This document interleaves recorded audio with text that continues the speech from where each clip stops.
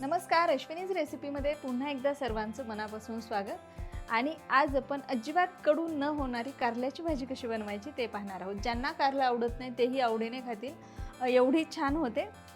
त्यासाठी भरपूर टिप्स आहेत, पद्धतही खूप सोपी आणि छान आहे, घरगुती साहित्यात तयार होणारी आहे। त्यासाठी व्हिडिओ शेवटपर्यंत नक्की पहा आणि आवडला तर लाईक करायला विसरू नका।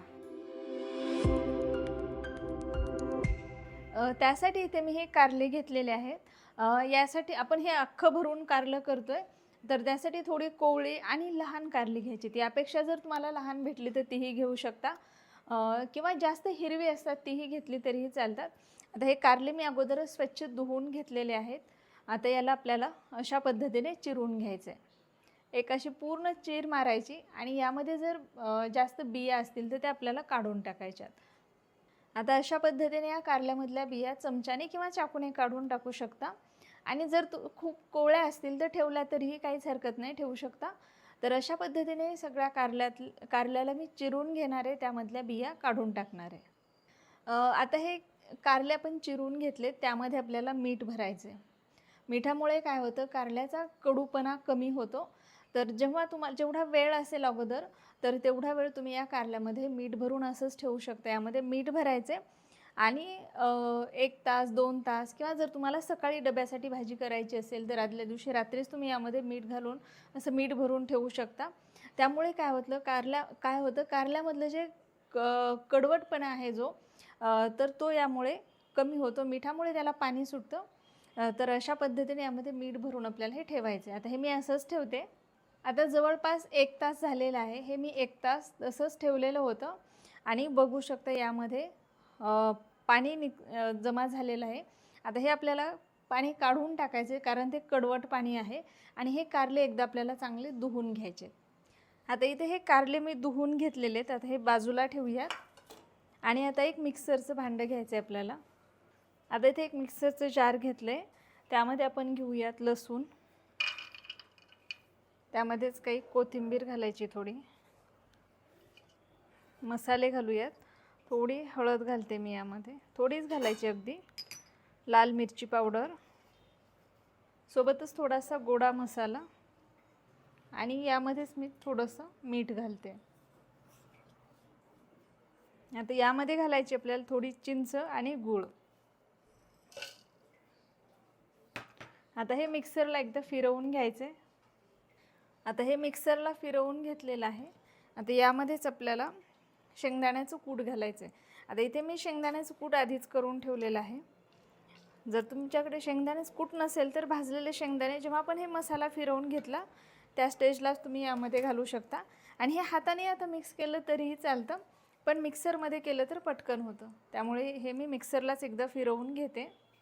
आता आपला मसाला इथे तयार झालेला आहे। आता इथे गॅसवरती एक पॅन गरम करायला ठेवला आणि त्यामध्ये थोडंसं तेल घेतलं। आता सगळ्यात आधी आपल्याला हे जे कारले आहेत या तेलामध्ये थोडे परतून घ्यायचे आहेत। आता बरेच जण याला डीप फ्राय करतात, किंवा उकडून पाण्यामध्ये शिजवून घेतात, पण तसं काहीच करायची गरज नाही। थोडंसंच तेल घ्यायचं आणि त्यामध्ये हे कारले असे जर परतून घेतले तर ते पटकन मऊ होतात। आता जवळपास हे 5 ते 7 मिनटं मी परतून घेतलेले, बघू शकता हे बऱ्यापैकी परतले गेलेले आहेत कारले। आता यावरती थोडासा आपण लिंबाचा रस घालूया। लिंबाचा रस घालून फक्त 1 ते 1.5 मिनटं याला मी परतून घेतले आणि आता हे काढून घेऊयात।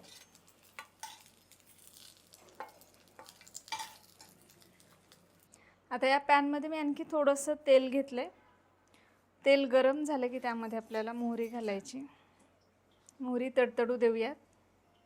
आता यामध्ये जिरं घालूयात आणि यामध्ये मी घालणार आहे कांद्याची पेस्ट करून घेतली आहे। 2 कांदे चिरून ते मिक्सरमधून फिरवून घेतलेत, त्याला भाजलेलं नाही। तर ही पेस्ट यामध्ये घालायची आणि याला परतून घ्यायचे। कांद्याची पेस्ट घातल्यामुळे कारलं अजिबात कडू होत नाही। ही ट्रिक तुम्ही नक्की वापरून पहा। कारलं तुम्ही अख्खं बनवा किंवा एकदम बारीक फोडी करून किंवा चकत्या करून जरी बनवलं तर खूप छान होतं। आता याला परतून घ्यायचं।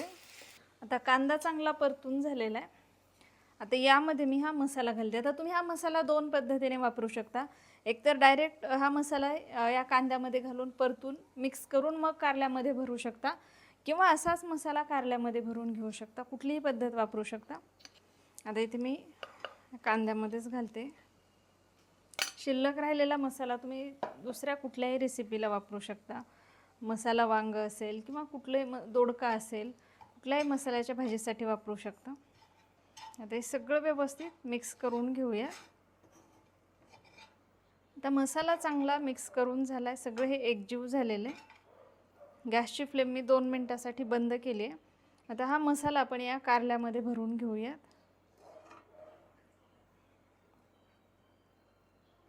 जेवढा हवा तेवढा भरायचा. आता इथे सगळ्या कारल्यामध्ये मी मसाला भरून घेतला आहे. गॅसची फ्लेम पुन्हा सुरू केली आहे आणि हा जो उरलेला मसाला आहे शिल्लक राहिलेला तो तसाच यामध्ये ठेवला आहे. आता काय करायचं, आपल्याला अगदी थोडासा एक पाण्याचा याला शिपका द्यायचा आहे, म्हणजे मसालाही जळणार नाही आणि कारलंही व्यवस्थित मऊ होईल. अशा पद्धतीने एकदम थोडंसं पाणी टाकायचं आहे आणि कमी फ्लेमवरती आपल्याला याला शिजवून घ्यायचं आहे. कारलं व्यवस्थित मऊ व्हायला हवं, मसाला छान त्यामध्ये मुरायला हवेत.